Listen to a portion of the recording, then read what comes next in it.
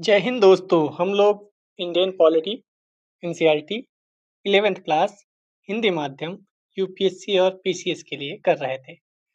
आज अंतिम क्लास है, अध्याय 10 संविधान का राजनीतिक दर्शन। इससे पहले हम लोग class 6th 7th 8th NCERT geography और हिस्ट्री कंप्लीट कर चुके हैं। हम लोग 12th क्लास की एनसीईआरटी हिस्ट्री कंप्लीट कर चुके हैं। 11th क्लास की पॉलिटी आज कंप्लीट हो जाएगी। इतनी एनसीईआरटी आपकी इस चैनल पर मिल जाएंगी। पीवाईक्यू ऑलरेडी कंप्लीट है, चाहे आप पीसीएस के देखें चाहे यूपीएससी के देखें, आप विजिट करेंगे मिल जाएगा। अब आगे कौन सी एनसीईआरटी चाहिए आप बताइएगा, अन्यथा हम अपने हिसाब से तो कर ही रहे हैं। चैप्टर 10 संविधान का राजनीतिक दर्शन। पहले परिचय पढ़ते हैं। आपके पास किताब हो तो अवश्य लेकर बैठें। इस पुस्तक में क्या पढ़ना है वह स्टार्टिंग में दिया होता है, जो कि बहुत अच्छा होता है। हम लोगों को पता रहता है कि हमें क्या करना है आगे। इस पुस्तक में अभी तक हमने संविधान के कुछ मुख्य प्रावधानों का अध्ययन किया है। हम लोग पिछले चैप्टर में पढ़ के आए हैं और जाना कि पिछले 69 वर्षों में इन प्रावधानों ने कैसे काम किया। जब से देश आजाद हुआ तब से क्या-क्या हुआ है ये सब देखकर आए थे। संविधान के बारे में, संविधान को खतरे में किसने डाला ये भी देख कर आए थे। संविधान क्या है वह भी देख कर आए थे। हमने इस बात का भी अध्ययन किया कि संविधान कैसे बना, ये सब देख कर आए हैं। लेकिन क्या कभी आपके मन में यह सवाल उठता है कि ब्रिटिश शासन से आजादी हासिल करने के बाद राष्ट्रीय स्वाधीनता आंदोलन के नेताओं ने संविधान को अंगीकार करने की जरूरत क्यों महसूस की? क्यों उन्हें लगा कि संविधान जरूरी है? उन्होंने खुद को और आने वाली पीढ़ियों को संविधान से बांधने का फैसला क्यों किया होगा? क्यों उन्होंने कहा संविधान जरूरी है? क्यों नहीं कहा कि देश में बड़े-बड़े नेता हैं, अच्छे-अच्छे लोग हैं, हमारा देश तो अच्छे लोगों का देश है, अच्छे से सब कुछ चलेगा। क्यों उन्होंने संविधान बनाया? क्यों संविधान को इतना विस्तृत और इतना अच्छे से बनाया? क्योंकि उन्हें पता था कि कुछ समय के बाद कोई आएगा जो लोकतंत्र होने के बावजूद सर्वोच्च न्यायालय के न्यायाधीशों के मुख्य न्यायाधीश में जो सर्वश्रेष्ठ है, जो सर्वोच्च है, या मैं सही शब्द यूज़ करूँ तो जो सीनियर है, उसको मुख्य न्यायाधीश ना बनाकर 3 लोगों को छोड़कर चौथे व्यक्ति को मुख्य न्यायाधीश बनाकर जो लोकतंत्र की हत्या करने का प्रयास करेगा, उन्हें मालूम था कि जो इमरजेंसी लगाएगा, अगर ये संविधान ना होता तब सोचो क्या हाल होता। अगर संविधान था जब, तब इतना सब कुछ हो गया। जिनकी सरकार आते ही अधिकतर राज्यों में जहाँ उनकी गवर्नमेंट नहीं होती थी, वहाँ 356 के तहत सरकार भंग कर दी जाती थी। वह आज लोकतंत्र की दुहाई दे रहे हैं। सोचिए लोकतंत्र ना होता तो कितना बुरा होता। लोकतंत्र है तब इतना सब हो रहा है। यह पूछा जा सकता है संविधान के अध्ययन के सिलसिले में संविधान सभा की बहसों की गहरी परीक्षा करनी क्यों जरूरी है? क्यों हम आपको बताते हैं कि जहाँ फँस जाओ वहाँ संविधान सभा के उस व्यक्ति को लाकर खड़ा कर दो जिसने उन सब प्रश्नों के आंसर दिए थे। आप कुछ बोलोगे लोग नहीं सुनेंगे, लेकिन आप जब कहोगे कि संविधान सभा में डॉक्टर भीमराव अम्बेडकर जी ने आपके इस प्रश्न का उचित उत्तर दिया था, तब लोग सुनेंगे। इस अध्याय में सबसे पहले इसी प्रश्न का उत्तर खोजा जाएगा। दूसरा प्रश्न क्या होगा? दूसरा प्रश्न पूछना भी ज़रूरी है कि हमने जो संविधान अपनाया, वह कैसा है? अच्छा है? बुरा है?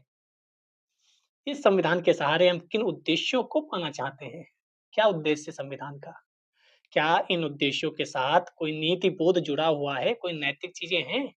आप सॉरी पेपर 4 जीएस का पढ़ोगे मेंस में, नीति शास्त्र, सत्यनिष्ठा, अभिरुचि, जिसे इंग्लिश में एथिक्स का पेपर कह देते हो। और अगर ऐसा है तो यह नीति बोध स्वयं में क्या है? हमारे संविधान के पीछे कौन-सी नैतिक दृष्टि काम कर रही है, ये भी देखेंगे। आपका पॉलिटी एथिक्स में भी बहुत काम आता है भाई साहब। इस दृष्टि की मजबूती और सीमाएँ क्या हैं? इतना बढ़िया संविधान रचा है, उसके बावजूद उसमें लिमिटेशंस हैं, सीमाएँ हैं। एक तो यही सीमा है कि इतना लंबा-चौड़ा काहे बनाया? अमेरिका का तो ज़रा-सा है। सब कार्य बढ़िया से विश्लेषण करेंगे। नए हैं तो पहले चैप्टर से देख कर आओ और इसी के अनुसार संविधान की सफलता और कमजोरियाँ क्या हैं, वह भी देखेंगे। सफलता क्या है? बदला नहीं जा सकता दोस्त। कमजोरियाँ क्या हैं? एक ताकतवर प्रधानमंत्री आता है और संविधान में इतना फेर-बदल करता है कि उसे लघु संविधान की संज्ञा दे दी जाती है। इन प्रश्नों के उत्तर खोजने के क्रम में हम अपने संविधान के दर्शन को जानने का प्रयास करेंगे। दर्शन क्या है? फिलॉसफी क्या है संविधान की? और इस चैप्टर के बाद आप तुरंत मूव करेंगे इसी चैनल की प्लेलिस्ट बनी हुई है इंडियन पॉलिटी फाउंडेशन। अगर आप नए हैं ना दोस्त, फ्री ऑफ कॉस्ट पढ़ाऊँगा पूरी पॉलिटी और एक-एक क्वेश्चन आपसे होगा। शुरू किया है तो ढंग से शुरू करेंगे। इस अध्याय को और सीसेट जाओ देखो जाके सीसेट की प्लेलिस्ट ढूँढो, मिलेगी फ्री हिंदी माध्यम। मैथ रीजनिंग शुरू होने वाला है। ये नवंबर 2025 में बन रहा है। मुझे पता है आगे भी लोग देखेंगे। प्लेलिस्ट में स्क्रॉल करते रहना नीचे, बहुत कुछ मिलता रहेगा। इस अध्याय को पढ़ने के बाद हम क्या-क्या जानेंगे? संविधान के अंतर्निहित दर्शन को समझेंगे, मूलभूत विशेषताएँ जानेंगे, आलोचनाएँ जानेंगे, सीमाएँ जानेंगे और इन सब पर मेंस में भी क्वेश्चन आते हैं। इन सब को अगर आप पता होगा तो आप कहीं भी, किसी भी मोहल्ले में, किसी भी बात का उचित उत्तर दे सकते हो। जहाँ 4 लोग बात कर रहे होंगे ना राजनीति की, आप वहाँ खड़े होगे तो आपकी बात सुनी जाएगी क्योंकि आपने पढ़ी है। हालाँकि ये ज़रूरत नहीं है करने की, आप पहले आईएएस बनिए, उसके बाद देखा जाएगा। संविधान के दर्शन का क्या आशय है? कुछ लोग मानते हैं कि संविधान सिर्फ कानूनों से बनता है। ऐसा तो नहीं है। कानून एक बात है, मूल्य और नैतिकता बिल्कुल ही अलग बात। सिर्फ कानून अगर रखे जाएँ तब भी देश अच्छे से नहीं चल सकता। मूल्य और नैतिकता भी आवश्यक है। इसलिए संविधान के प्रति केवल कानूनी नज़रिया अपनाया जा सकता है, ना कि नैतिक या राजनीतिक दर्शन का नज़रिया। यह सच है कि हर कानून में नैतिक तत्व नहीं होता, किंतु बहुत से कानून ऐसे हैं जिनका हमारे मूल्यों, आदर्शों से गहरा संबंध है। उदाहरण की बात की जाए तो कानून भाषा अथवा धर्म के आधार पर व्यक्तियों के बीच भेदभाव की मनाही कर सकता है और ये नैतिक विचार भी है। जब हम समानता की बात करते हैं तो वह कानून है, लेकिन ये नैतिक ज़िम्मेदारी है, नैतिक मूल्य है हमारा। यह कानून इसलिए बना क्योंकि हम लोग समानता को मूल्यवान मानते हैं। उदाहरण से स्पष्ट है कि कानून और नैतिक मूल्यों के बीच गहरा संबंध है। कानून इसलिए बन रहा है क्योंकि वह मूल्य ज़रूरी है। कई बार कानून बन जाता है, उसके बाद वह मूल्य बन जाता है। जैसे कोई एग्ज़ाम्पल दीजिए, जो कानून बना उसके बाद लोगों को पता चला कि ये मूल्य है हमारा, इसको बचा के रखना है, ये नैतिक ज़िम्मेदारी है हमारी।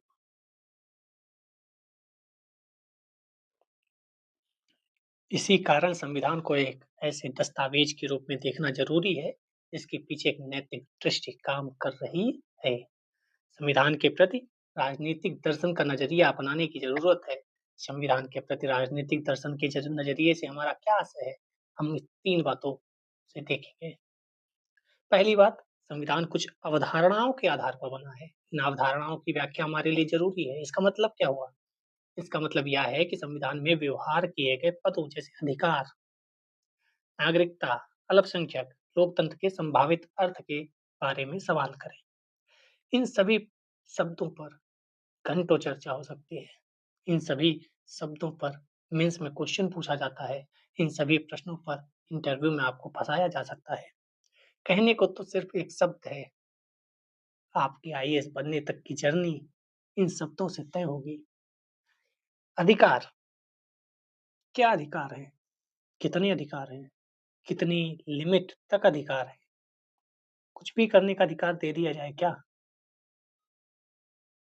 क्या आपको ये अधिकार दे दिया जाए कि आप किसी को भी कुछ भी कह सकते हैं?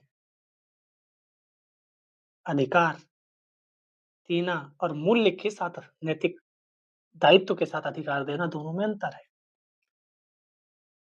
आपको कोई भी अधिकार दे दिया, कुछ भी कहो जाकर और एक आपसे कहा जाए कि कुछ भी कहना है, लेकिन ये ध्यान रखना दूसरे की भी अधिकार है। किसी की बुराई मत करना, देश के खिलाफ मत बोलना। तो इसका मतलब क्या हुआ? हम अधिकार दे रहे हैं, लेकिन उसकी लिमिटेशन, उसकी ज़िम्मेदारी, उसके नैतिक मूल्य भी तय कर रहे हैं। ऐसे नागरिकता, अल्पसंख्यक, लोकतंत्र, इन सब के अर्थ हम इन फाउंडेशन कोर्स जब उसमें पढ़ेंगे, तो इन सब पे बात होगी। इसके अतिरिक्त हमारे सामने एक ऐसे समाज और शासन व्यवस्था की तस्वीर साफ-साफ होनी चाहिए, जो संविधान की बुनियादी अवधारणाओं की हमारी व्याख्या से मेल खाती। संविधान का निर्माण जिन आदर्शों की बुनियाद पर हुआ है, उन पर हमारी गहरी पकड़ होनी चाहिए। शासन व्यवस्था ही बढ़िया ना हो, तो संविधान का क्या फ़ायदा? लोकतंत्र का क्या फ़ायदा? अधिकारों का क्या फ़ायदा? इस सिलसिले में हमारी अंतिम बात यह है कि भारतीय संविधान को संविधान सभा की बहसों के साथ जोड़कर पढ़ा जाना चाहिए। ये जो बात लिखी है, क्यों लिखी है? इसमें क्या बहस हुई थी? क्या पक्ष में था, क्या विपक्ष में था? फिर क्या छनकर निकला है? ताकि सैद्धांतिक रूप से हम बता सकें कि ये आदर्श कहाँ तक और क्यों ठीक है तथा आगे उनमें से कौन से सुधार किए जा सकते हैं। एक लाइन लिखी थी मैंने, जैसे मैं ज़िक्र करूँगा, जब श्री रामचरितमानस का ज़िक्र होता है, तुलसीदास जी ने लिखा है, ढोल गवार शूद्र पशु नारी, सकल ताड़ना के अधिकारी। वो लिख कर चले गए। अब कुछ लोग आते हैं और अपना ज्ञान देना शुरू करते हैं। उन्हें पता ही नहीं है ताड़ना का मतलब क्या होता है। ये अवधी भाषा, वो कुछ भी इसका अर्थ निकालते हैं, जबकि जो लिख कर गया, वह इसका अर्थ क्या निकाल रहा था। इसीलिए लोकतंत्र में कहा गया है, देश में कहा गया है कि संविधान में कौन-सी चीज़ लिखी है, उसका क्या अर्थ है, ये ज़िम्मेदारी न्यायालय को दी गई है कि ये जो लाइन लिखी है, इसका कोई गलत अर्थ ना निकाल ले। तो ये ज़िम्मेदारी सौंपी गई। उन्हें पता था, जो रामचरितमानस की एक पंक्ति में अपने हिसाब से उसका अर्थ निकाल सकते हैं, वह संविधान की भी किसी भी लाइन का अर्थ निकाल सकते हैं। जैसे मैं एक यहाँ का ज़िक्र करूँ अगर आपको, यहाँ लिखा था कि 10 वर्ष के बाद आरक्षण सरकार चाहे तो बढ़ा सकती है। इसके 2 अर्थ निकलते हैं। एक, संविधान सभा के लोग नहीं चाहते थे कि हमेशा के लिए आरक्षण हो, तो धीरे-धीरे आरक्षण को समाप्त किया जाना चाहिए। दूसरा, ये कह सकते हैं कि वह चाहते थे कि आगे बढ़ते रहे, इसलिए उसमें लिखा गया कि 10 साल के बाद सरकार चाहे तो फिर बढ़ा सकती है। एक ही लाइन के 2 अलग अर्थ निकलते हैं। एक कहता है कि खत्म कर देना चाहिए, एक कहता है बढ़ाते रहना चाहिए। कहता है खत्म कर दो क्योंकि उन्होंने 10 साल के लिए रखा था, इसका मतलब वह चाहते थे कि धीरे-धीरे बंद हो जाए। दूसरा कहेगा उन्होंने ये भी कहा है बढ़ाते रहो, इसका मतलब है बढ़ाते रहो। लाइन एक है, देखने का नज़रिया, बोलने का नज़रिया, सुनने का नज़रिया, समझने का नज़रिया अलग होता है। वही है, क्या लिखा है, क्या समझा जा रहा है, तो ये ज़िम्मेदारी दी गई सर्वोच्च न्यायालय को। क्या आप बताएँगे कि लोकतंत्र की किस पंक्ति में क्या अर्थ निकल रहा है? सर्वोच्च न्यायालय ने अच्छी-अच्छी चीज़ें बताई। हम आर्टिकल 21 पढ़ते हैं, उसमें हम 2 लाइन पढ़ के आगे बढ़ जाते हैं। फिर सर्वोच्च न्यायालय आता है, तो कहता है भाई साहब इसमें 2 लाइन नहीं लिखी है, इसमें ये भी लिखा है, ये भी, ये भी, ये भी, ये भी, ये भी। सबकी आँखें खुली रह जाती हैं। भाई साहब ये कहाँ लिखा? उन्होंने कहा तुम्हें नहीं दिख रहा है, मुझे दिख रहा है। आर्टिकल 21 जब हम पढ़ेंगे मूल अधिकार में, अगला चैप्टर मूल अधिकार ही है, तब आपको भी लगेगा कि ये तो लिखा ही नहीं, लेकिन वो लिखा है, सर्वोच्च न्यायालय ने बताया वो लिखा है। तो वही है कि आप उस लाइन को क्या समझते हैं?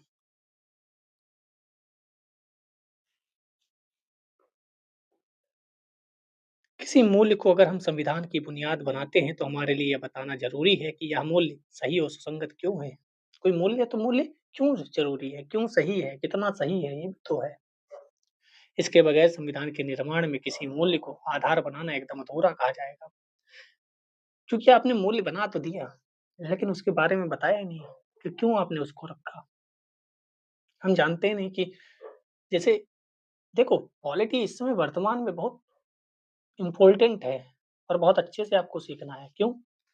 संविधान पे बात होती है, कोई कहता है संविधान बदल देंगे, कोई कहता है संविधान के अकॉर्डिंग नहीं है चीज़ें, समझ रहे हो? दूसरा, वो 3 शब्द जो 42वें संविधान संशोधन के द्वारा जोड़े गए थे, जब परिस्थितियाँ इमरजेंसी की तरह थीं, तो लोग कहते हैं उनमें से जो पंथनिरपेक्ष समाजवाद है और क्यों जोड़ा गया उस समय, उस पे बहस होती है।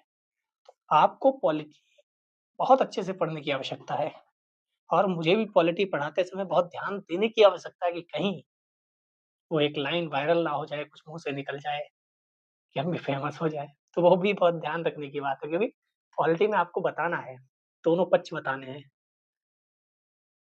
और आदमी एक पक्ष की बात उठाएगा और वायरल कर देगा कि देखो क्या कह रहा है ये व्यक्ति। तो बहुत खतरनाक चीज़ है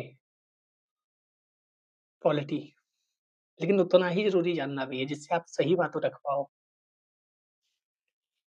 संविधान के निर्माताओं ने जब भारतीय समाज और राज्य व्यवस्था को ने अन्य मूल्यों के बदले किसी खास मूल्य समूह से दिशा निर्देशित करने का फैसला किया, तो ऐसा इसलिए हो सका क्योंकि उनके पास इस मूल्य समूह को जायज़ ठहराने के लिए कुछ तर्क मौजूद थे। भले ही इनमें से बहुत से तर्क पूरी तरह स्पष्ट ना हों, चाहे संविधान निर्माताओं के तर्क कितने भी कच्चे, अनगढ़ क्यों ना हों, या कल्पना करना मुश्किल है कि संविधान में अंतर्निहित मूल्यों को जायज़ ठहराने के लिए उनके पास तर्क नहीं थे। मतलब वह तर्क देकर ही सब कुछ ला रहे थे। ऐसा नहीं है कि तर्क बिना कुछ भी डाल दिया गया। अगर उन्होंने गणराज्य शब्द को लिखा है, तो वह तर्क के साथ लिखा है कि गणराज्य है इसीलिए लिखा मैंने। उन्होंने आर्टिकल 17 लिखा है, तो तर्कों के साथ लिखा कि इसलिए मैं लिख रहा हूँ। अगर उन्होंने महिलाओं के लिए, बच्चों के लिए अलग से प्रावधान किए हैं, तो उन्होंने बताया कि क्यों लिखा है। अगर उन्होंने आर्टिकल 22 लिखा है, तो बता रहे हैं कि क्यों लिखा है। यूँ ही नहीं कुछ भी। क्या इसका मतलब यह माना जाए कि हर संविधान का एक दर्शन होता है या सिर्फ कुछ ही संविधानों में दर्शन होता है? कुछ के पास तो संविधान लिखा हुआ ही नहीं है। कुछ के संविधान तो 4 पेज का होगा और हम ऊपर पढ़ के भी आए हैं। संविधान सिर्फ कानूनों से बनता है। तो हो सकता है कुछ ऐसे संविधान हो जिसमें सिर्फ कानून हो, लेकिन हमारा संविधान दुनिया के संविधानों से अलग है।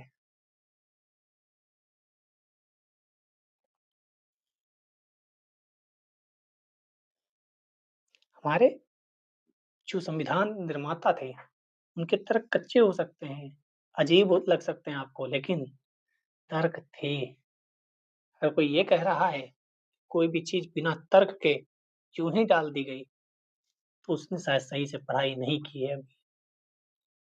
संविधान के अंतर्निहित नैतिक तत्व को जानने और उसके दावे के मूल्यांकन के लिए संविधान के प्रति राजनीतिक दर्शन का नज़रिया अपनाने की ज़रूरत है।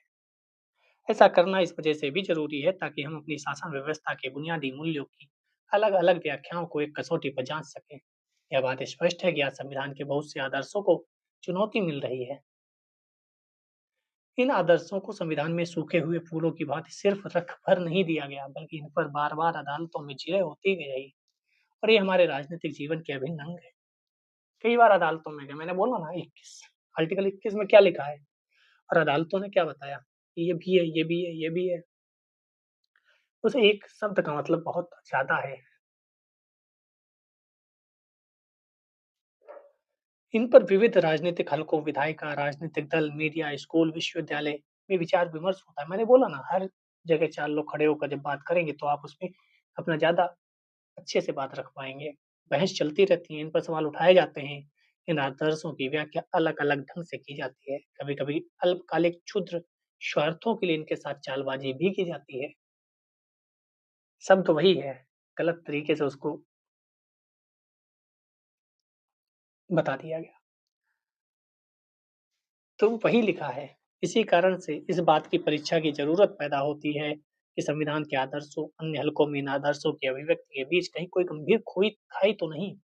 कभी-कभी विभिन्न संस्थाएँ एक ही आदर्श की व्याख्या अलग-अलग ढंग से करती है, जो मैंने बता दिया। मैंने ही अलग-अलग तरीके से व्याख्या कर दी। जैसे एक आर्टिकल आप पढ़ोगे, आर्टिकल 18 है, मुझे सही करना अगर मैं गलत हूँ। उपाधियों का अंत, उपाधियों का अंत। उपाधियाँ किसको माना जाए? क्या मानोगे उपाधियाँ? ये कौन तय करेगा? क्योंकि वहाँ तो नहीं लिखा गया कि उपाधियों का मतलब क्या होगा? भारत रत्न होगा कि नहीं? पद्मश्री होगा कि नहीं? अर्जुन अवार्ड होगा कि नहीं? द्रोणाचार्य अवार्ड होगा कि नहीं? डॉक्टर होगा कि नहीं? जनरल कर्नल होगा कि नहीं? राजा होगा कि नहीं, राजकुमार होगा कि नहीं, कुंवर होगा कि नहीं, राजाधिराज महाराज होगा कि नहीं, क्या उपाधियों का मतलब है? ये कौन तय करेगा? हम इन व्याख्याओं की आपसी तुलना की ज़रूरत पड़ती है। संविधान के आदर्श अपने आप में परम न सही परंतु हैसियत के लिहाज से अत्यंत महत्वपूर्ण है। हम ये नहीं कहते सर्वोच्च है, लेकिन इम्पोर्टेंट तो हैं। मूल्यों या आदर्शों की व्याख्या अलग-अलग ढंग से की जाए तो इन व्याख्याओं के बीच विरोध पैदा होता है। यह जाँचने की ज़रूरत आ पड़ती है कि कौन-सी व्याख्या सही है। जैसे मैंने एग्ज़ाम्पल देकर आपको बताया उपाधियों का, मैंने एग्ज़ाम्पल आरक्षण का देकर बताया। अब कौन-सी व्याख्या सही है, अगर पूछा जाए आपसे? और ऐसे ही मूल्यों के बारे में है। जाँच-परख में संविधान के आदर्शों का इस्तेमाल एक कसौटी के रूप में होना चाहिए। इस लिहाज से हमारा संविधान एक पंच की भूमिका निभा सकता है। जी हाँ, बिल्कुल संविधान की विभिन्न व्याख्याओं की बात मुझे याद है, हमने पिछले अध्याय में इस पर चर्चा की थी ना? बताइए आप लोग देख कर आए होंगे। सन 1947 के जापानी संविधान को बोलचाल में शांति संविधान कहा जाता है। इसकी प्रस्तावना में कहा गया है, हम जापान के लोग हमेशा के लिए शांति की कामना करते हैं और हम लोग मानवीय रिश्तों का नियंत्रण करने वाले उच्च आदर्शों के प्रति सचेत हैं।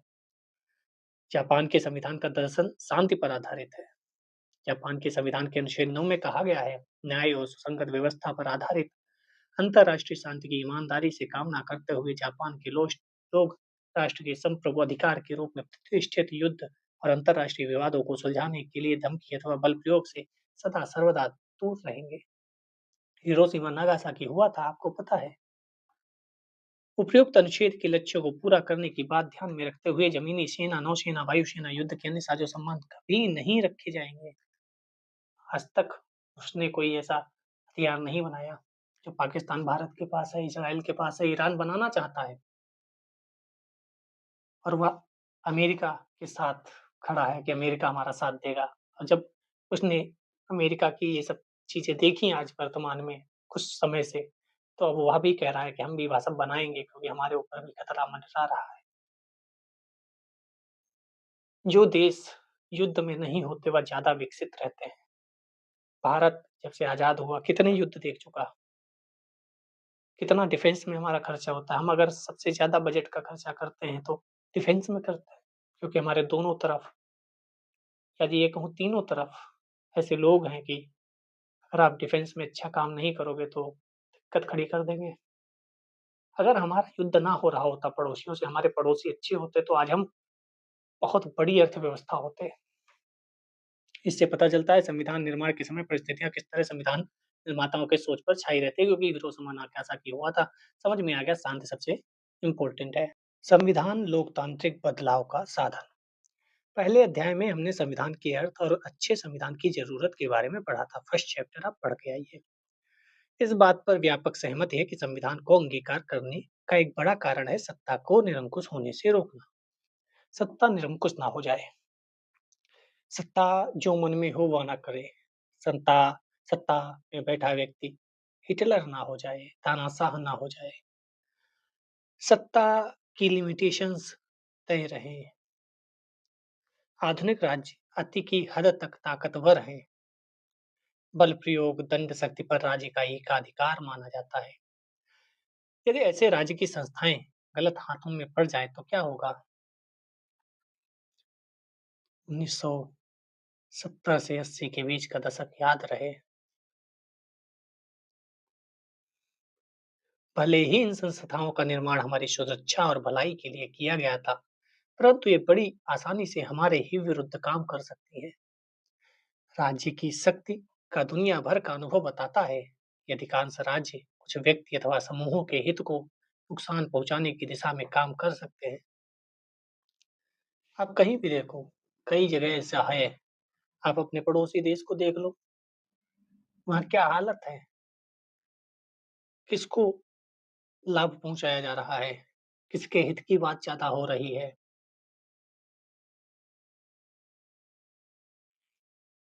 अगर ऐसा है तो हमें सत्ता के खेल के नियमों को इस तरह बनाना चाहिए कि राज्य की इस प्रवृत्ति पर अंकुश लगे। संविधान ये बुनियादी नियम प्रदान करता है और राज्य को निरंकुश बनने से रोकता है। संविधान हमें गहरे सामाजिक बदलाव के लिए शांतिपूर्ण लोकतांत्रिक साधन भी प्रदान करता है। इन सब के अतिरिक्त औपनिवेशिक दासता में रहे लोगों के लिए संविधान राजनीतिक आत्मनिर्णय का उद्घोष है। इसका पहला वास्तविक अनुभव भी जवाहरलाल नेहरू इन दोनों बातों को अच्छी तरह से समझते थे। उनका कहना था कि संविधान सभा की मांग पूर्ण आत्मनिर्णय की सामूहिक मांग का प्रतिरूप है, क्योंकि सिर्फ भारतीय जनता के चुने हुए प्रतिनिधियों से बनी संविधान सभा को ही बगैर बाहरी हस्तक्षेप के भारतीय संविधान बनाने का अधिकार है। संविधान वही बनाएगा जो यहाँ का है या यहाँ के लोगों द्वारा चुना हुआ है।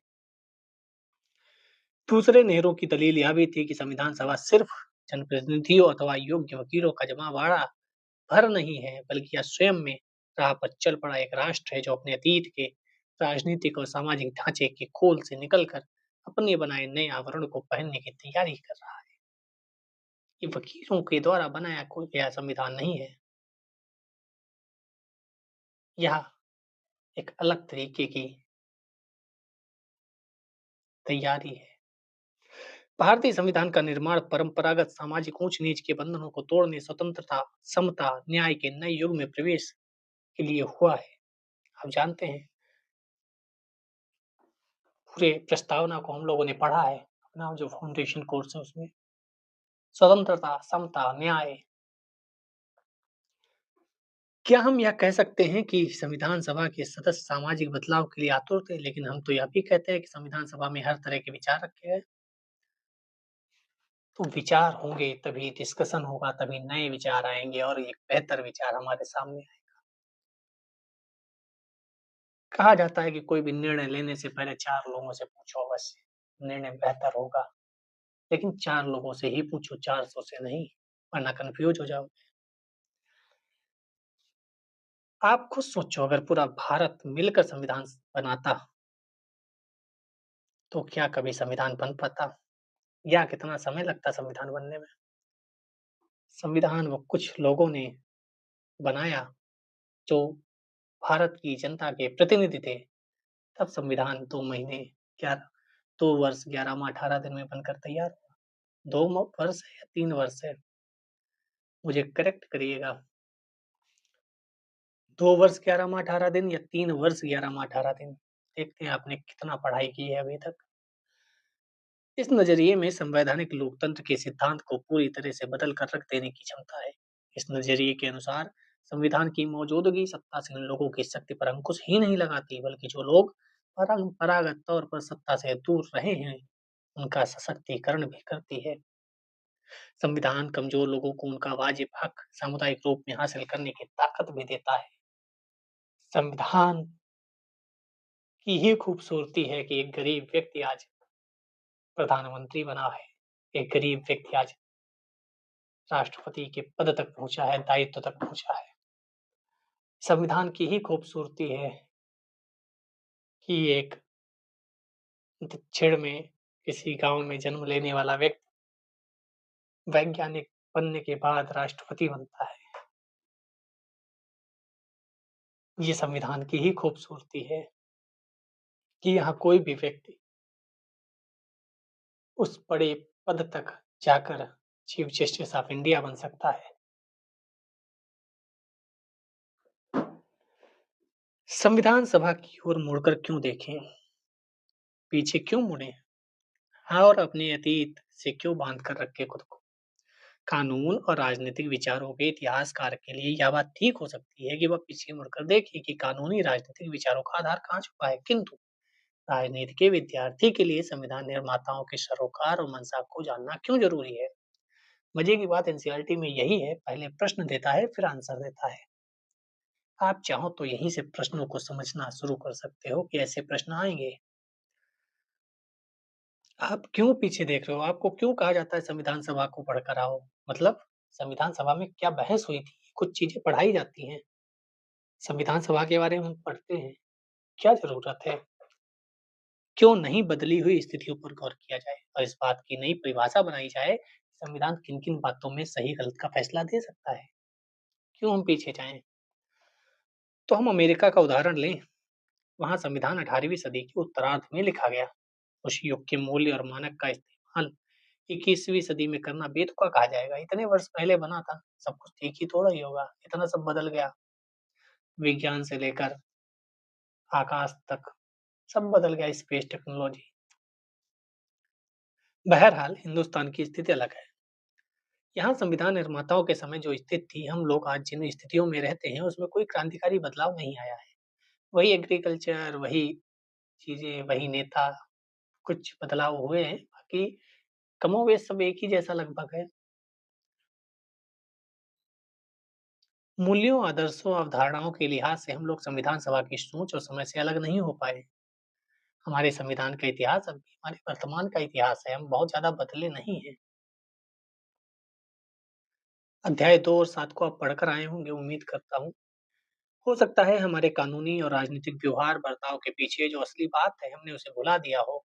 कालक्रम में हमने उन्हें स्वाभाविक मान लिया हो। हमारे बहुत से कानूनी राजनीतिक व्यवहारों के पीछे जो असली बात है, वो पृष्ठभूमि में चली गई हो या हमारी चेतना के पर्दे में उतर गई हो। भले ही वही बात पहले हमारे व्यवहार बर्ताव की बुनियाद के रूप में स्वीकार की गई हो। जब तक सब कुछ ठीक-ठाक चलता रहे, तब तक भूले रहना हानिकारक नहीं होता। लेकिन जिस संवैधानिक व्यवहार बर्ताव को चुनौती मिले, खतरा मंडराए या उपेक्षा हो, तब इन पर अपनी पकड़ बनाए रखना ज़रूरी हो जाता है। ऐसे में इन व्यवहारों, बर्ताव के मूल्य और अर्थ को समझने के लिए संविधान सभा की बहसों को मुड़कर देखने के सिवा हमारे पास कोई चारा नहीं रहता। मतलब संभव है इस क्रम में हमें और पीछे यानी औपनिवेशिक भारत में जाकर पड़ताल करनी चाहिए। संविधान के मूल में निहित राजनीतिक दर्शन को बार-बार याद करना और टटोलना हमारे लिए ज़रूरी है।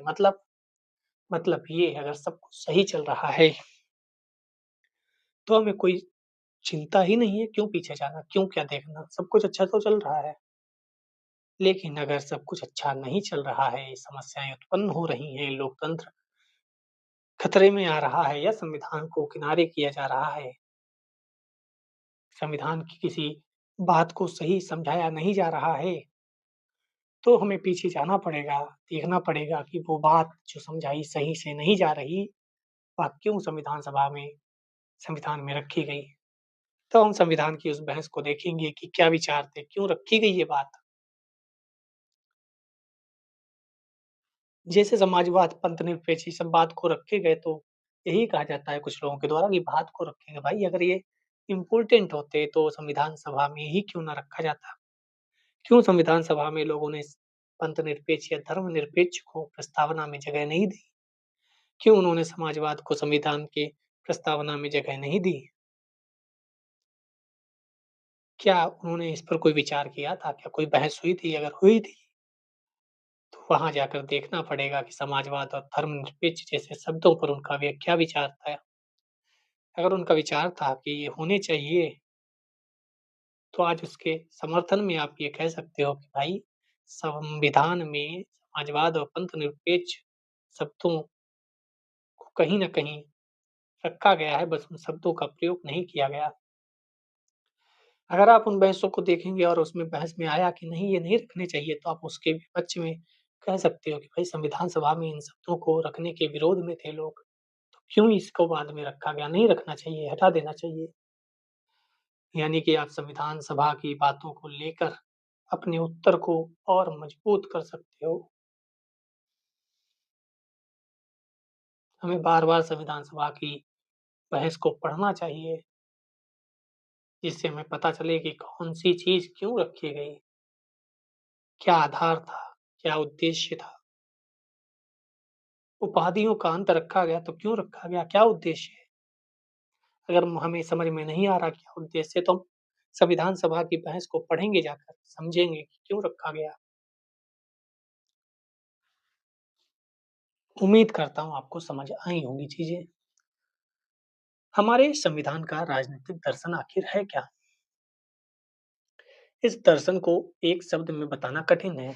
हमारा संविधान किसी एक शीर्षक में अटने से इनकार करता है, क्योंकि यहाँ उदारवादी, लोकतांत्रिक, धर्मनिरपेक्ष, संघवादी, सामुदायिक जीवन मूल्यों का हामी, धार्मिक, भाषाई अल्पसंख्यकों के साथ-साथ ऐतिहासिक रूप से अधिकार वंचित वर्गों की ज़रूरतों के प्रति संवेदनात्मक और एक सर्वसामान्य राष्ट्रीय पहचान बनाने को प्रतिबद्ध संविधान है।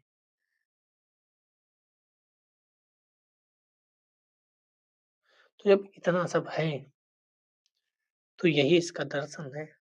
संक्षेप में अगर हम कहें, स्वतंत्रता, समानता, लोकतंत्र, सामाजिक न्याय तथा एक न एक किस्म की राष्ट्रीय एकता के लिए प्रतिबद्ध हैं हम। इन सब के साथ एक बुनियादी चीज़ और है, संविधान का जोर इस बात पर है कि उसके दर्शन पर शांतिपूर्ण लोकतांत्रिक तरीके से अमल किया जाए।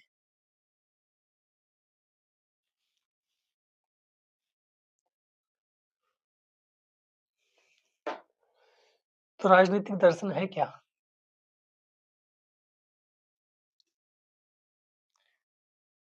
यह कठिन है। हमें सीधे-सीधे क्यों नहीं बता दिया जाता कि संविधान का दर्शन क्या है? यदि यह दर्शन ऐसे छुपा रहेगा तो आम नागरिक इसे कैसे समझेगा? खेल के मैदान में हर विचार को दौड़ लगाने की छूट है, लेकिन अंपायर लोकतंत्र है। सही बात है।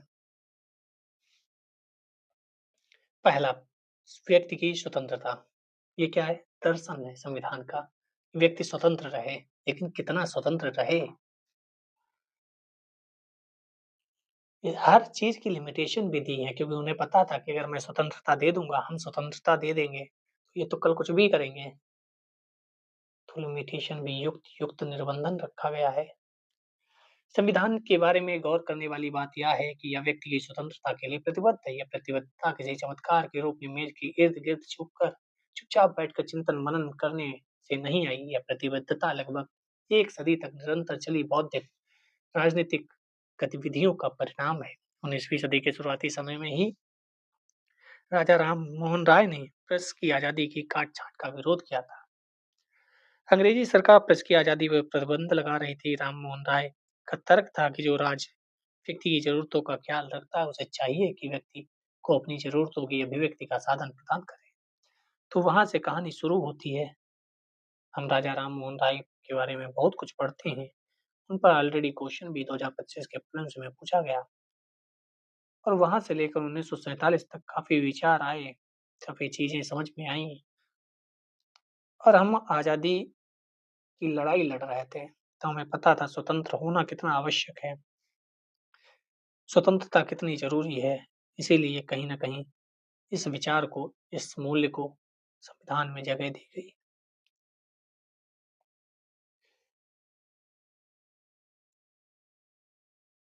इसलिए राज्य के लिए ज़रूरी है कि वह प्रकाशन की असीमित आज़ादी प्रदान करे, असीमित आज़ादी, कोई सीमा ना हो।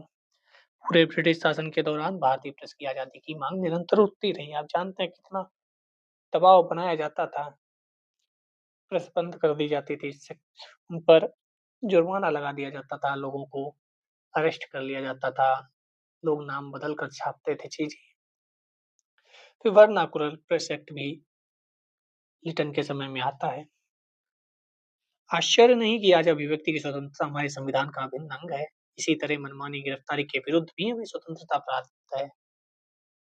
अगर आपको अरेस्ट किया जा रहा है तो बताना पड़ेगा, क्यों? वकील से बात करने की छूट है, बहुत कुछ आपको स्वतंत्रताएँ मिली हुई हैं, लेकिन युक्त निर्बंधन के साथ। आखिर कुख्यात रॉलेट एक्ट ने हमारी इसी स्वतंत्रता के अपहरण का प्रयास किया था और राष्ट्रीय स्वतंत्रता संग्राम ने इसके विरुद्ध जमकर लोहा लिया। इसके अतिरिक्त अन्य वैयक्तिक स्वतंत्रताएं, मसलन अंतरात्मा का अधिकार, उदारवादी विचारधारा का भिन्न हिस्सा है। इस आधार पर हम कह सकते हैं भारतीय संविधान का चरित्र मजबूत उदारवादी बुनियाद पर प्रतिष्ठित है। मौलिक अधिकारों से संबंधित अध्याय में हम देख चुके हैं कि भारतीय संविधान व्यक्ति की स्वतंत्रता को कितना महत्व देता है। यहाँ इस बात को भी हम याद करें कि संविधान को अंगीकार करने के 40 वर्ष पहले भी भारतीय राष्ट्रीय कांग्रेस के प्रत्येक प्रस्ताव, योजना, विधेयक, रिपोर्ट में व्यक्ति की स्वतंत्रता की चर्चा रहती थी। इसे यूं ही लिखने भर के लिए नहीं लिखा गया जाता था, बल्कि इसे एक ऐसा मूल्य माना जाता था जिस पर समझौता नहीं किया जाता। मतलब 1947 से काफी समय से पहले जब भी हम बात करते थे, हम मतलब देश के नेता जब उस समय भारतीय राष्ट्रीय कांग्रेस हुआ करती थी, वह स्वतंत्रता की बात हमेशा करते थे। दूसरा है सामाजिक न्याय। स्वतंत्रता ज़रूरी है, लेकिन स्वतंत्रता का अगर अतिक्रमण कोई कर रहा है, स्वतंत्रता का गलत इस्तेमाल कोई कर रहा है, तो उसके लिए न्याय भी तो ज़रूरी है दोस्त। हमारी स्वतंत्रता का हनन हो रहा है, तो हमें न्याय मिलना चाहिए। जब भारतीय संविधान को उदारवादी कहा जाता है, तो इसका अर्थ इतना भर नहीं होता कि संविधान यूरोपीय शास्त्रीय परंपरा के अर्थ में उदारवादी है। राजनीतिक सिद्धांत की अपनी किताब में उदारवाद के बारे में और समझेंगे। शास्त्रीय उदारवाद सामाजिक न्याय, सामुदायिक जीवन मूल्यों के ऊपर हमेशा व्यक्ति को तरजीह देता है। मतलब व्यक्ति ऊपर है। भारतीय संविधान का उदारवाद इससे 2 मायनों में अलग है। क्यों? पहली बात यह कि हमारा संविधान सामाजिक न्याय से जुड़ा हुआ है। अनुसूचित जाति, अनुसूचित जनजाति के आरक्षण का प्रावधान इसका सर्वोत्तम उदाहरण है। हम स्वतंत्र हैं, हम समान हैं, लेकिन फिर भी कुछ लोगों को आरक्षण मिलता है। क्यों? क्योंकि सामाजिक न्याय की अवधारणा भी है हमारे यहाँ। हमने पिछले वीडियोज में बता रखा है कि क्यों आरक्षण मिलता है, क्या समानता का अर्थ है, ये सब ऑलरेडी पढ़ चुके हैं।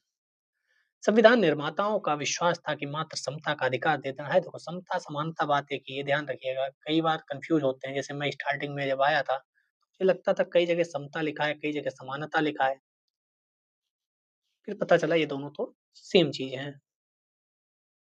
समता का अधिकार दे देना इन वर्गों के साथ सदियों से हो रहे अन्याय से मुक्ति के लिए अथवा इनके मताधिकार को वास्तविक अर्थ देने के लिए काफ़ी नहीं है।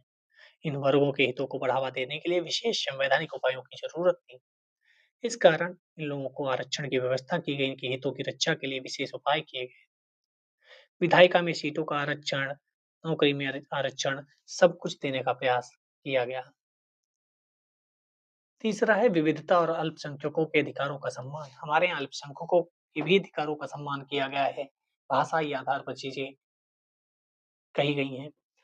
संविधान का उदारवाद सामुदायिक जीवन मूल्यों का पक्षधर है। भारतीय संविधान समुदायों के बीच बराबरी के रिश्ते को बढ़ावा देता है। हमारे संविधान में ऐसा करना आसान नहीं था, क्योंकि समुदाय के बीच अक्सर बराबरी का रिश्ता नहीं होता।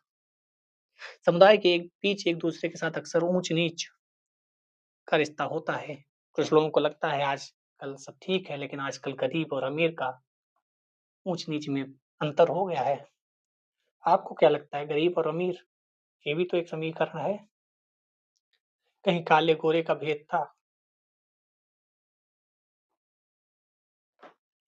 जैसा कि हम जाति के मामले में देखते हैं, दूसरे जब एक समुदाय एक दूसरे को बराबरी को मानता है, तब बहुत प्रतिद्वंदी बन जाते हैं। जैसे कि हम धार्मिक समुदाय के मामले में देखते हैं। इतनी विविधता होने के बाद सब कुछ सही चल रहा है। आसपास के लोग चीजें खराब करने की कोशिश करते हैं। कुछ हमारे अंदर भी लोग बैठे हैं जो देश को तोड़ने का प्रयास निरंतर कर रहे हैं, लेकिन देश समझदार है, उसे पता है कि कौन कहाँ क्या कब करता है। संविधान निर्माताओं के सामने इस बात की कठिन चुनौती थी कि ऊंच नीच गहरी प्रतिद्वंदिता के बावजूद मौजूदा स्थिति के बीच समुदायों में बराबरी का रिश्ता कैसे कायम किया जाए, समुदायों को उदार कैसे बनाया जाए। समुदायों को मान्यता न देकर इस समस्या का समाधान आसानी से किया जा सकता था। मान्यता ही ना दो। अधिकांश पश्चिमी राष्ट्रों के उदारवादी संविधान में ऐसा ही किया गया है कि समुदायों को मान्यता ही ना दो, लेकिन ऐसा करना ना तो अपने देश में कारगर होता और ना ही वांछनीय। क्यों? क्योंकि इसका कारण यह नहीं कि भारतीय अन्य लोगों की तुलना में समुदायों से कहीं ज़्यादा जुड़े हैं। हर जगह के व्यक्ति सांस्कृतिक समुदाय से जुड़े होते हैं और ऐसे हर समुदाय की अपनी परंपरा है, अपने मूल्य हैं, अपने रीति-रिवाज हैं, अपनी भाषा होती है। क्या-क्या चेंज करोगे? उदाहरण के लिए अगर हम बात करें, फ्रांस और जर्मनी में व्यक्ति भाषाई समुदाय का सदस्य होता है। वहाँ भाषा के आधार पर चीज़ें हैं और इससे बड़ी गहराई से जुड़ा होता है। आप भी देखते हो आजकल कितना भाषा को लेकर कहीं कोई पीट दिया जाता है। हम लोग सामुदायिक जीवन मूल्यों को ज़्यादा खुले तौर पर स्वीकार करते हैं और यही बात हमें खास भी बनाती है। इससे भी ज़्यादा महत्वपूर्ण बात यह है कि भारत में अनेक सांस्कृतिक समुदाय हैं। जर्मनी, फ्रांस के विपरीत भारत में भाषाई और धार्मिक समुदाय हैं।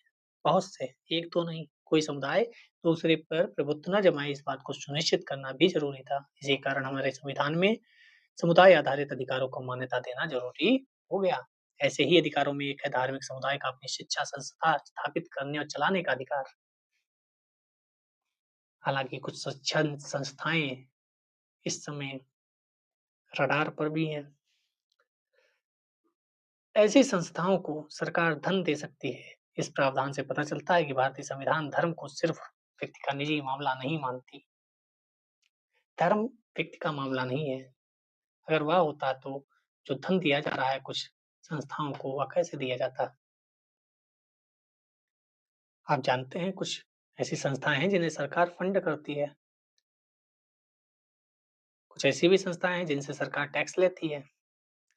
सामाजिक न्याय की बात करते हुए हमें नीति निर्देशक सिद्धांतों की बात भी नहीं भूलनी चाहिए, क्योंकि वहाँ भी कल्याणकारी राज, सामाजिक न्याय की बातें कही गई हैं। के.एम. पटेकर साहब ने संविधान सभा में कहा था, भारतीय उदारवाद की 2 धाराएँ हैं। पहली धारा शुरुआत होती है राजा राम मोहन राय से। उन्होंने व्यक्ति के अधिकारों पर जोर दिया, खासकर महिलाओं के अधिकार पर। दूसरी धारा में स्वामी विवेकानंद जी आते हैं, के.सी. सेन जी आते हैं, जस्टिस रानाडे साहब आते हैं। इन चिंतकों ने पुरानी हिंदू धर्म के दायरे में सामाजिक न्याय का जज्बा जगाया। विवेकानंद के लिए हिंदू समाज की ऐसी पुनर्रचना कर पाना उदारवादी सिद्धांतों के बगैर संभव ही नहीं बनता।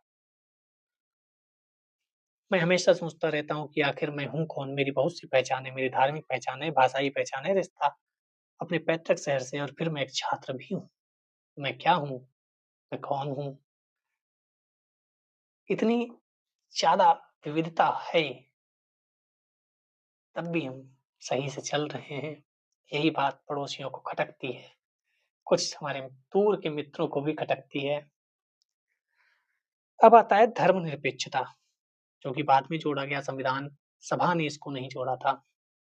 माना जाता है कि धर्मनिरपेक्ष राज्य धर्म को निजी मामला के रूप में स्वीकार करते हैं। यानी कि धर्मनिरपेक्षता क्या है?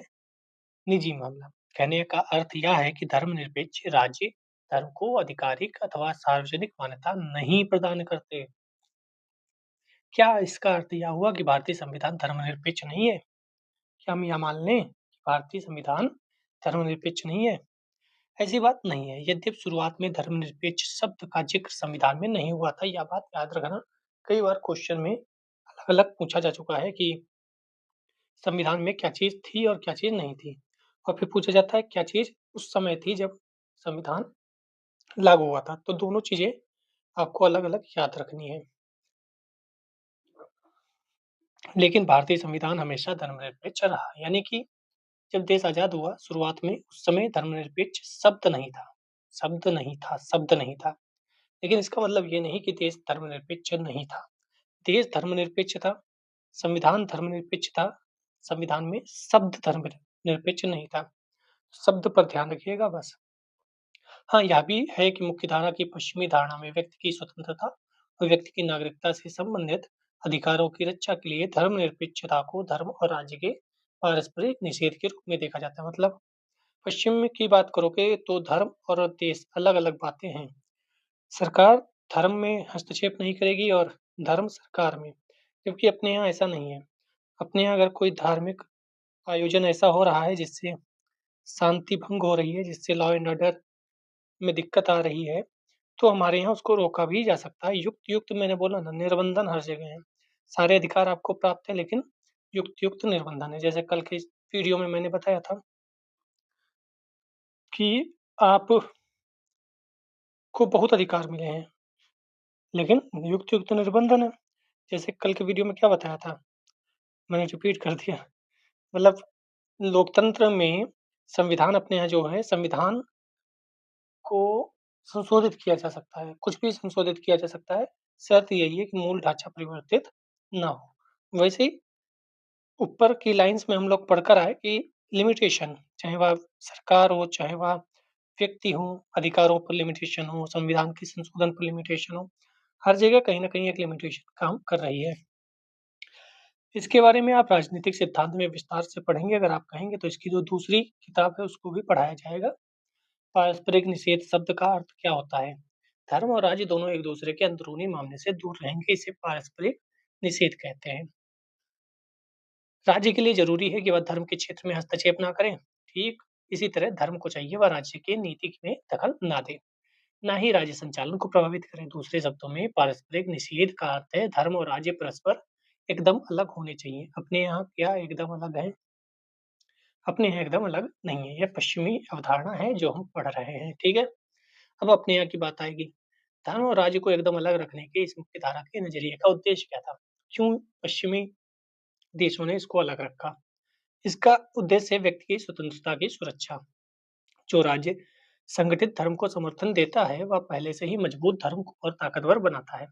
जब धार्मिक संगठन व्यक्ति के धार्मिक जीवन का नियंत्रण करने लगते हैं, जब वे यह तक बताने लगे कि किसी व्यक्ति को ईश्वर से किस तरह जुड़ाव रखना चाहिए, कैसे पूजा प्रार्थना करनी चाहिए, तो व्यक्ति के पास इस स्थिति में अपनी धार्मिक स्वतंत्रता की रक्षा के लिए राज्य से अपेक्षा रखने का विकल्प होना चाहिए। लेकिन जिस राज्य ने स्वयं इन संगठनों से हाथ मिला लिया हो, वह क्या सहायता देगा?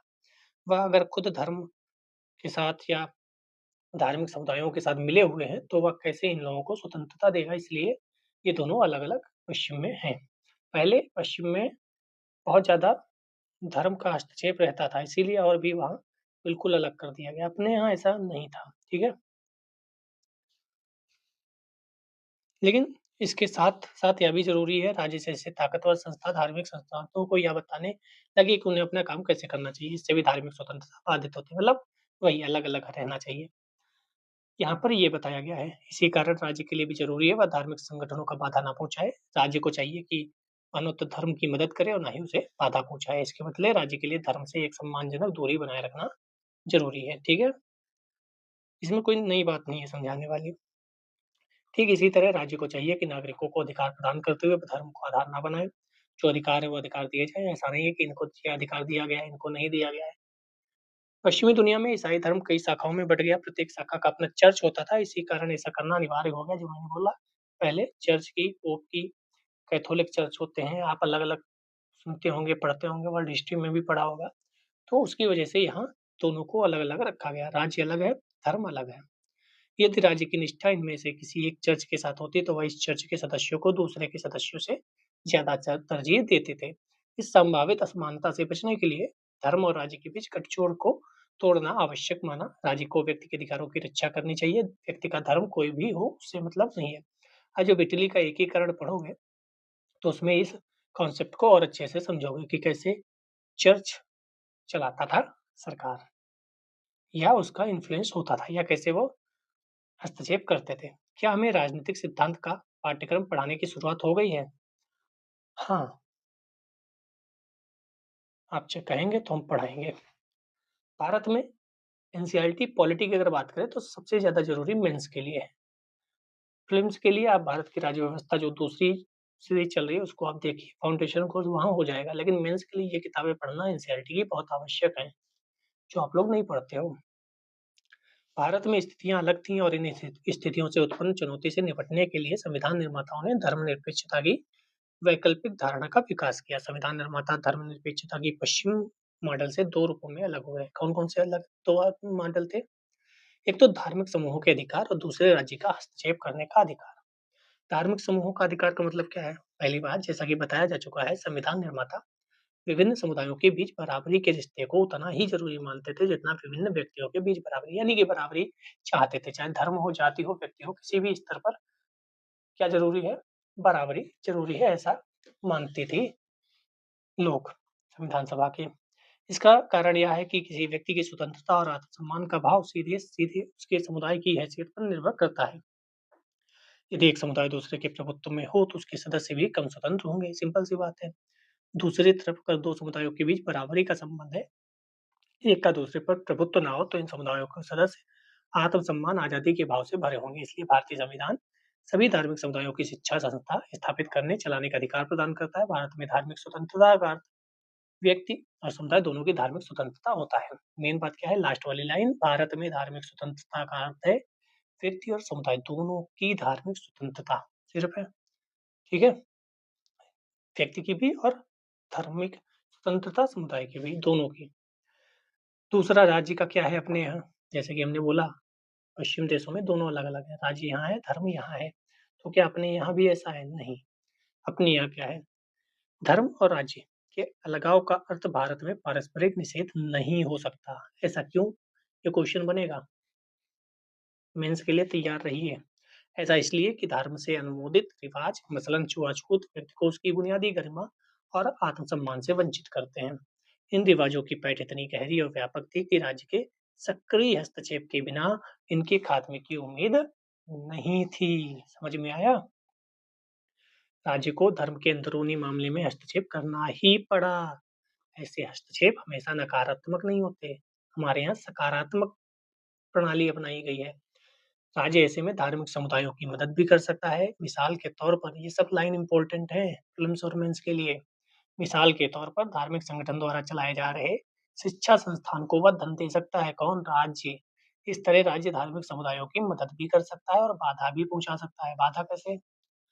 यह इस बात पर निर्भर है कि राज्य के किन कदमों से स्वतंत्रता और समता जैसे मूल्यों को बढ़ावा मिलता है। भारत में धर्म और राज्य के अलगाव का अर्थ पारस्परिक निषेध नहीं है बल्कि राज्य की धर्म से सिद्धांतगत दूरी है। राज्य और धर्म हमारे यहाँ अलग है, लेकिन जब जरूरत पड़ेगी तो राज्य धर्म के मामले में भी हस्तक्षेप कर सकता है। यह एक जटिल विचार है। इससे राज्य को सभी धर्मों से दूरी रखने की छूट मिलती है ताकि वह अवसर के अनुकूल धर्म के मामलों में हस्तक्षेप कर सके अथवा ऐसे मामलों में दखल देने से बचा रहे, या इस बात पर निर्भर है कि इन दोनों में से किस कदम से स्वतंत्रता, समता, सामाजिक न्याय को बढ़ावा मिलता है। मतलब राज्य वह सब करेगा जिससे स्वतंत्रता, समता और सामाजिक न्याय को बढ़ावा मिले। तो अपने यहाँ क्या धर्म और राज्य दोनों अलग हैं? दोनों पारस्परिक निषेध हैं? नहीं। तो यहाँ ध्यान रखिए, नहीं। भारत में ऐसा बिल्कुल अलग वाला सिस्टम नहीं है। राज्य धर्म में हस्तक्षेप कर सकता है। किस लिए? अगर स्वतंत्रता का हनन हो रहा है, अगर समानता की बात आ रही है, अगर किसी कल्याण की बात आ रही है, या कहीं न्याय की बात आ रही है। ठीक है? मैं यह जानना चाहती हूँ कि आखिरकार धर्म के मामलों का राज्य नियमन कर सकता है या नहीं? कर सकता है, लेकिन कब? कितना? जब स्वतंत्रता, समता, न्याय ऐसी कोई अवधारणा आएगी तब। इसके बिना कोई धार्मिक सुधार नहीं हो सकता। हमने अभी तक 3 केंद्रीय विशेषताओं के बारे में पढ़ा। इन्हें हमारे संविधान की उपलब्धियाँ भी कहा जाता है। कौन-कौन से 3 पढ़े बताऊँ? समानता, स्वतंत्रता, धर्मनिरपेक्षता, या कोई और? तो देखो, एक तो हम लोगों ने पढ़ा था धर्मनिरपेक्षता। ठीक है? यहाँ से शुरू हुआ था धर्मनिरपेक्षता नंबर 1। ठीक है? फिर हमने पढ़ा था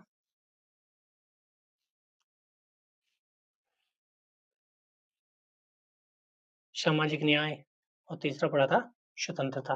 स्वतंत्रता, सामाजिक न्याय, धर्मनिरपेक्षता, ये 3 चीज़ें हम लोगों ने पढ़ी। ठीक है? ये मेंस के लिए बहुत आवश्यक है। पहली बात तो यह कि हमारे संविधान ने उदारवादी व्यक्तिवाद को एक शक्ल देकर उसे मजबूत किया है। यह एक महत्वपूर्ण उपलब्धि है, क्योंकि यह सब एक जैसे समाज में किया गया जहाँ सामुदायिक जीवन मूल्य व्यक्ति की स्वायत्तता को कोई महत्व नहीं देते थे, शत्रुता का भाव रखते थे। वहाँ ऐसा करना आसान नहीं था, जबकि हमारे यहाँ ऐसा किया गया। ठीक है? दूसरा, हमारे संविधान ने व्यक्तिगत स्वतंत्रता पर आँच लाए बगैर सामाजिक न्याय के सिद्धांत को स्वीकार किया कि व्यक्तिगत स्वतंत्रता भी ज़रूरी है, सामाजिक न्याय भी ज़रूरी है। जाति आधारित बात करें तो सकारात्मक कार्य योजना के प्रति संवैधानिक वचनबद्धता प्रकट की गई। आरक्षण वगैरह आप देखते हैं। भारत दूसरे राष्ट्रों की तुलना में कहीं आगे है। क्या कोई इस बात को भूल सकता है कि संयुक्त राज्य अमेरिका में सकारात्मक कार्य योजना 1964 के नागरिक अधिकार आंदोलन के बाद आरंभ हुई, जबकि भारतीय संविधान इसे लगभग 2 दशक पहले ही अपना लिया था। संयुक्त राज्य अमेरिका कब आज़ाद हुआ और कब ये लागू कर रहा है 1964 में, कितने वर्ष बाद, जबकि हम स्वतंत्र होते ही शुरू कर दी चीज़ें। ऐसे ही महिलाओं के मताधिकार की बात आती है, तब भी हमने आज़ाद होते ही एक बिना जाति, धर्म, लिंग विभेद किए चालू कर दिए थे मताधिकार। लेकिन कई ऐसे देश हैं जो लोकतंत्र होने के बावजूद महिलाओं को वोट देने का अधिकार बहुत दिन बाद मिला उन्हें। तीसरा, विभिन्न समुदायों के आपसी तनाव झगड़े की पृष्ठभूमि में भी भारतीय संविधान ने समूहगत अधिकार, ग्रुप राइट्स जैसे सांस्कृतिक विशिष्टता की अभिव्यक्ति का अधिकार प्रदान किया। इससे पता चलता है संविधान निर्माता उस चुनौती से निपटने के लिए बहुत पहले तैयार थे, जो 4 दशक बाद बहुसंस्कृतिवाद के नाम से भी जानी गई। यानी ये बहुत अच्छी चीजें थी। सार्वभौम मताधिकार मैंने बता ही दिया। ऊंच नीच वगैरह नहीं है, ना कोई महिला कामगार तबका, ऐसा मतलब कुछ नहीं था। क्या था? सिर्फ ये था कि आप 21 वर्ष से ऊपर के हैं तो सभी लोग वोट दे सकते हैं, अगर आपका वोट है बना तो। ठीक है? अब 18 वर्ष है तो ये बदल गई बात को, ये भी ध्यान रखना। ऐसा नहीं था स्टार्टिंग से ही 18 वर्ष थे। कॉन्स्टिट्यूशन ऑफ इंडिया बिल के नाम से 1895 में हुआ था भारत के लिए अनौपचारिक रूप से संविधान तैयार करने का पहला प्रयास। तो ये लाइन ध्यान रखना, इसमें कुछ है नहीं।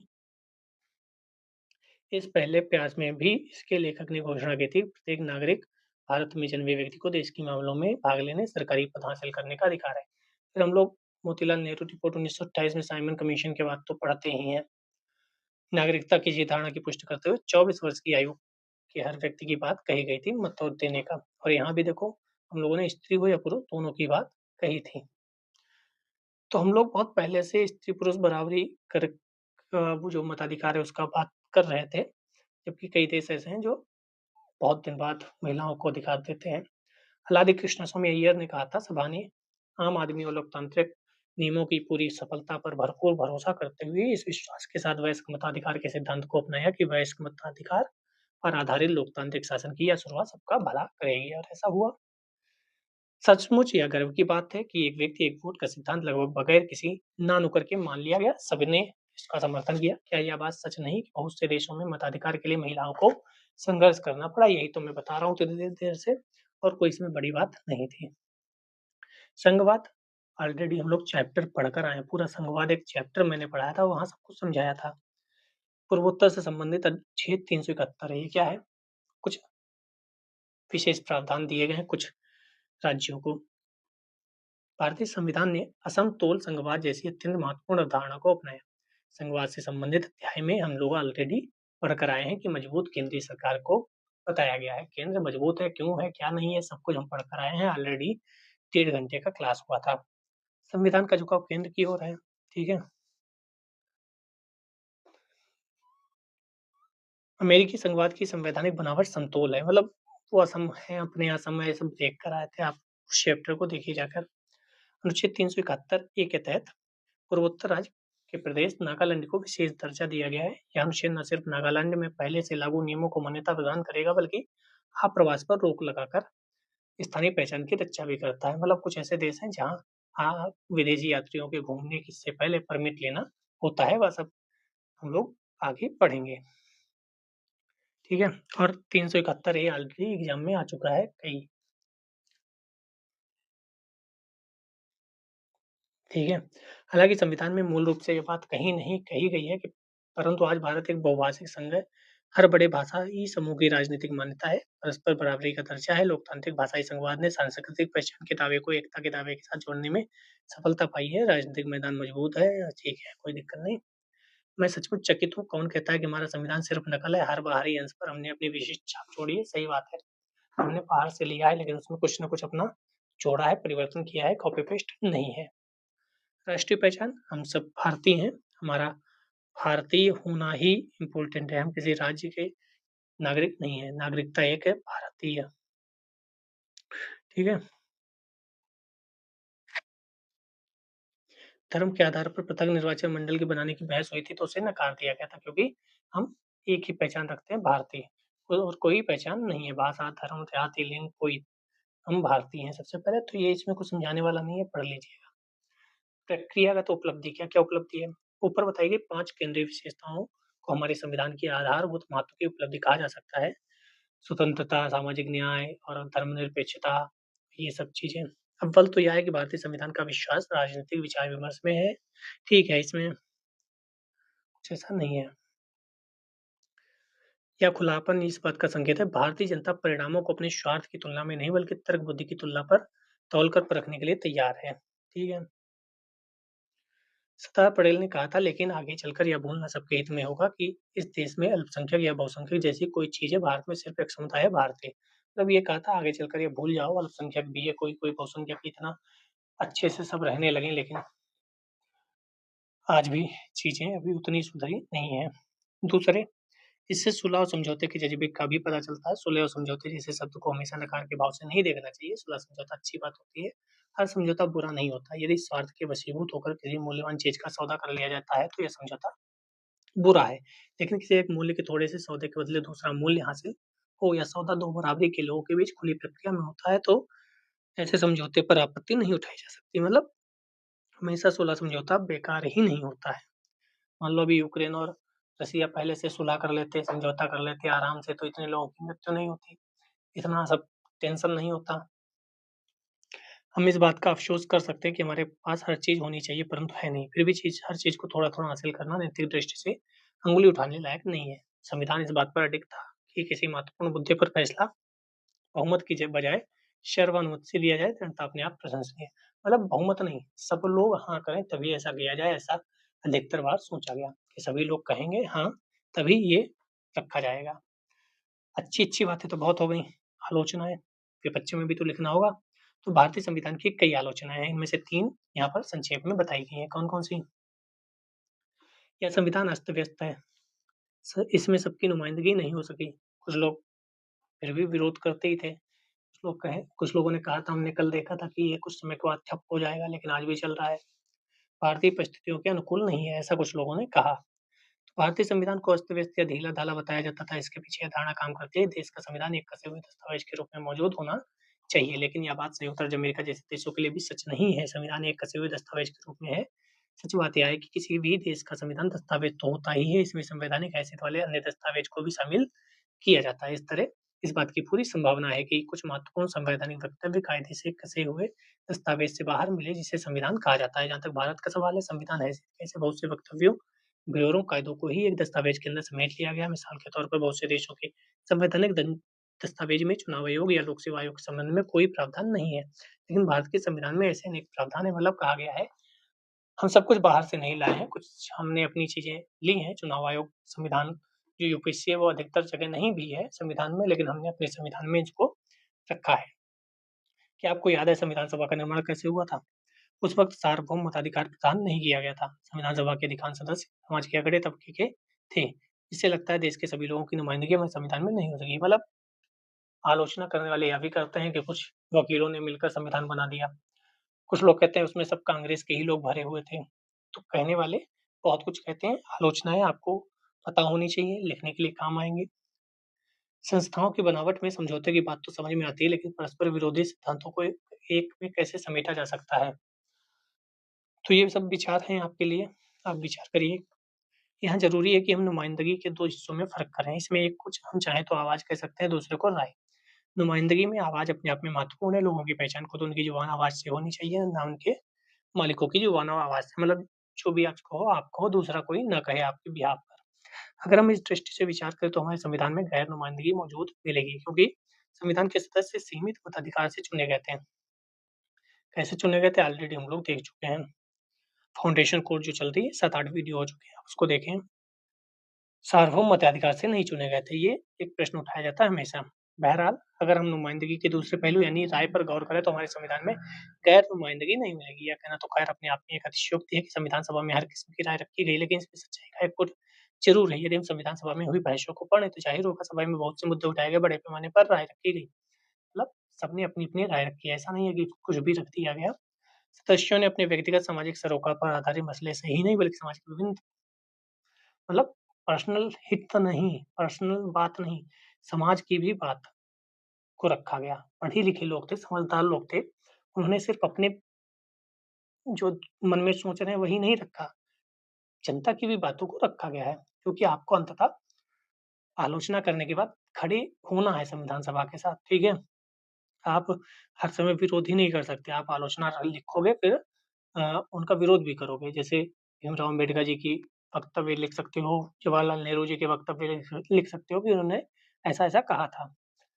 क्योंकि हर आलोचना का जवाब भी दिया गया है संविधान सभा में।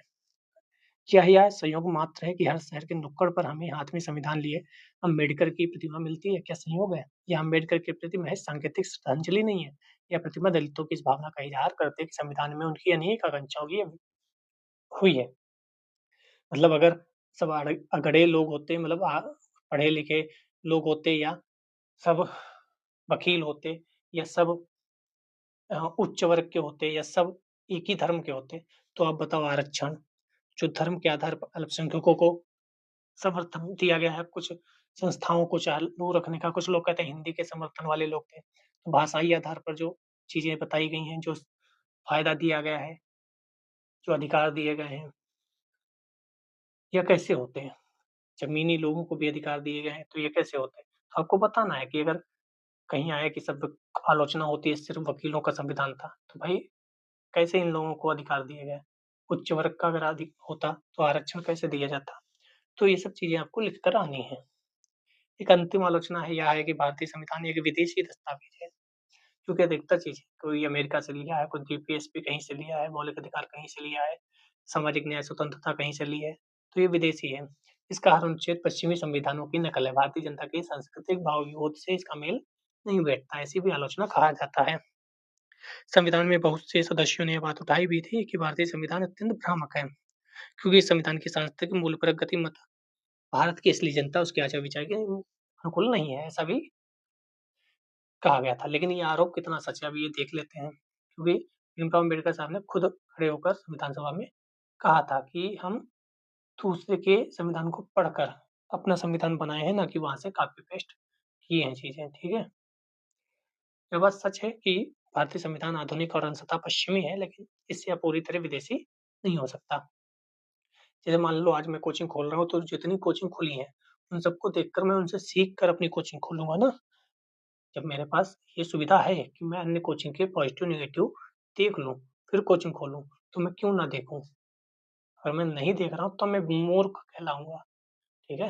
अगर मैं देखकर अपनी कोचिंग को और बेहतर बना रहा हूँ, तो मैं मूर्ख थोड़ी कहलाऊँगा, तब तो मैं समझदार हुआ। क्योंकि मेरे पास जितने लोग उपस्थित थे, जितनी कोचिंग्स उपस्थित थे, उन सबका पॉजिटिव, नेगेटिव देखकर मैंने अपना कोचिंग ओपन किया। तो वही हमारे संविधान ने किया। मान लो आपको नोट्स बनाने हैं और आपके पास 50 टॉपर्स के नोट्स अवेलेबल हैं, तो आपको क्या करना चाहिए? उनके नोट्स पढ़ो, उनके पॉजिटिव अपने पास रखो, नेगेटिव हटाओ, अच्छी चीज़ें अपनाओ, बुरी चीज़ें ना अपनाओ और अपने अच्छे नोट्स बनाओ, तब आप समझदार कहलाओगे ना। अगर आपको मैंने बता दिया कि नोट्स हैं, तब भी आप नहीं उसको देखकर अपने ही मन का कर रहे हो, तो आप और बेहतर नहीं बना सकते ना। पहली बात तो यह कि अनेक भारतीयों ने चिंतन का न सिर्फ आधुनिक तरीका अपना लिया, बल्कि उसे आत्मसात भी कर लिया है। इन लोगों के लिए पश्चिमीकरण अपनी परंपरा की बुराइयों के विरोध का एक तरीका था। ये लाइन याद रखिएगा।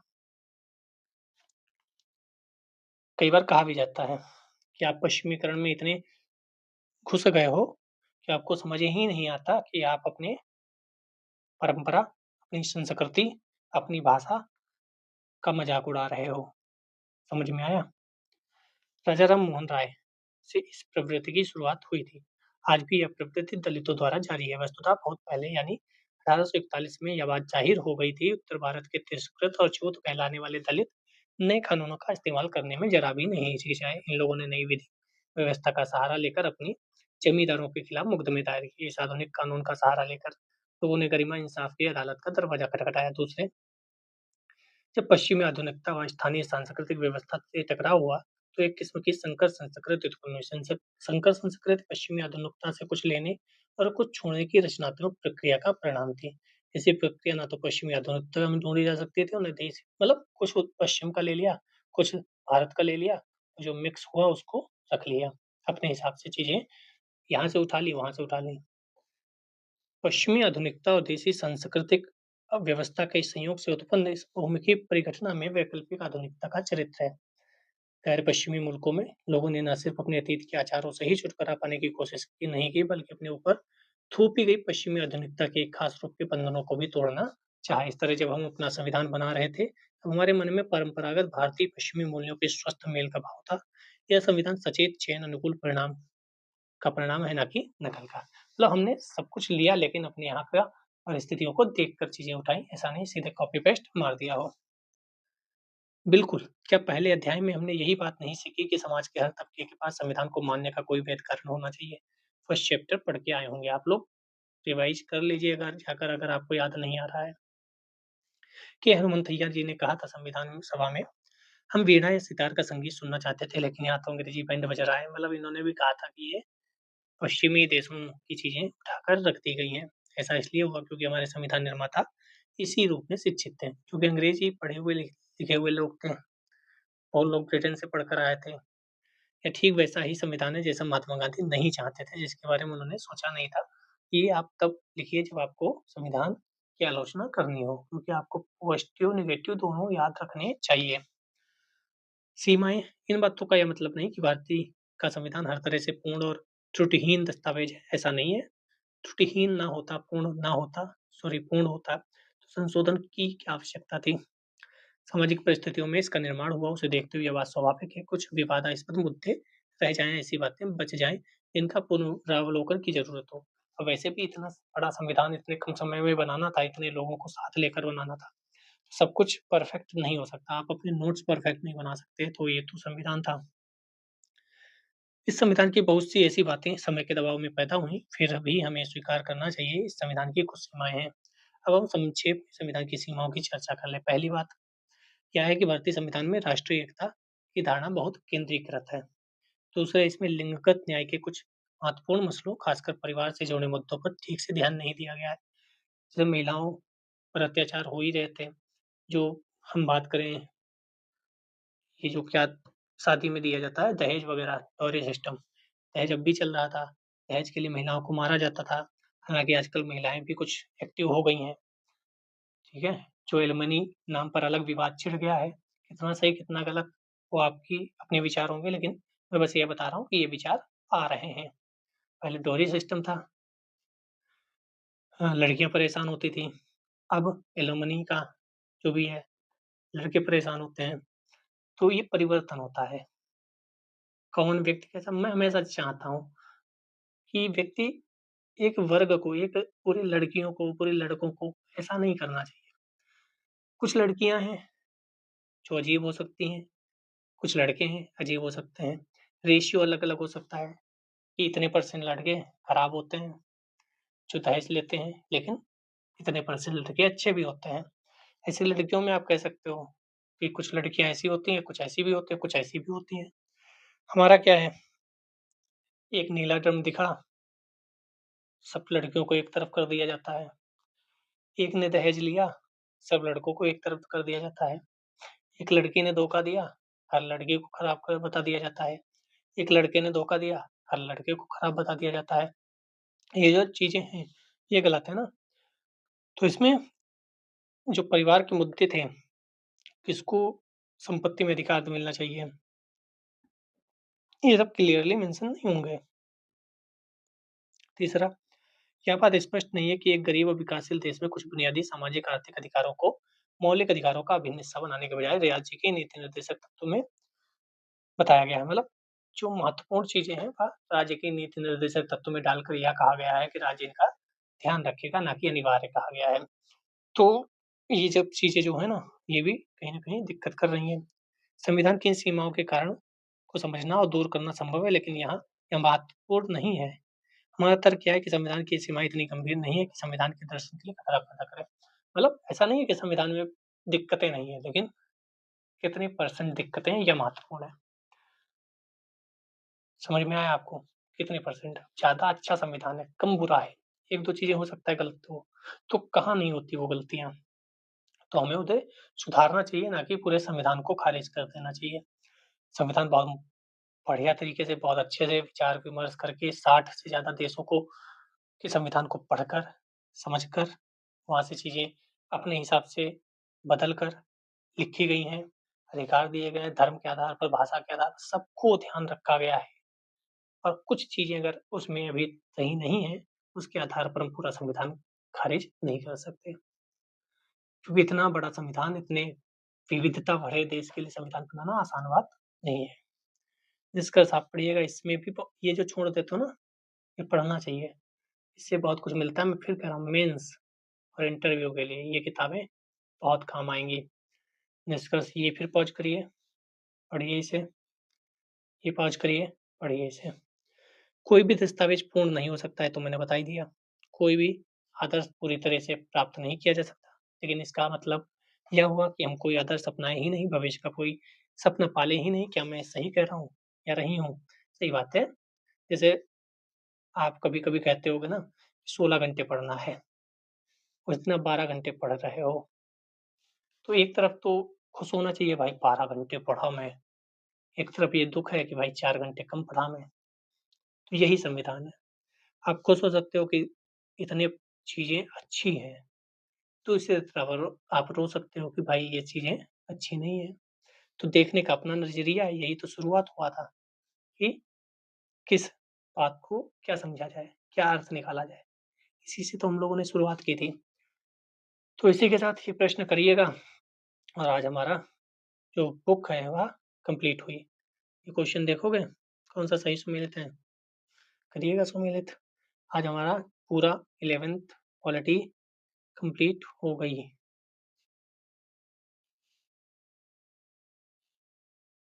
जय हिंद।